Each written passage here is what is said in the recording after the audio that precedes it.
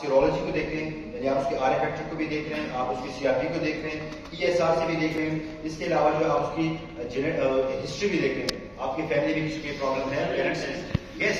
तो ये सारे डिफरेंट जो है चंक्स ऑफ इंफॉर्मेशन को लेता है और उसकी बेस पर उसको पिक्चर क्लियर हो जाती है कि इस बंदे को तो एंकाइलोसिस स्पॉन्डिलाइटिस है, that's because of the autoimmune disease. Autoimmune disease है तो आप उसमें एनसेड्स वगैरह काम नहीं करेंगे, आपको डीमर्स की तरफ जाना ही पड़ेगा। DMARDs are specially prepared for this kind of disease के लिए।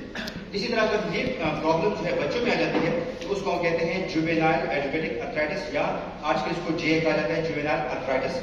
अर्थराइटिस वंस अगेन रिपीटिशन हो रही है, inflammation of the joints, and juvenile कहते हैं बच्चों को, ठीक है, जो छोटे होते हैं। अब बच्चों में अगर ये प्रॉब्लम आ जाती है तो उसको अगर लेस देन 16 ईयर, 16 साल से कम उम्र के बच्चों में अगर ये प्रॉब्लम आ जाती है तो उसको हम कहते हैं कि जुवेनाइल अर्थराइटिस है। तो क्या जुवेनाइल अर्थराइटिस सिर्फ एक टर्म है? नो, हम कहते हैं कि ये एक अम्ब्रेला टर्म है, इसके नीचे बहुत सी कंडीशंस और बहुत सी सूरत हाल आती है।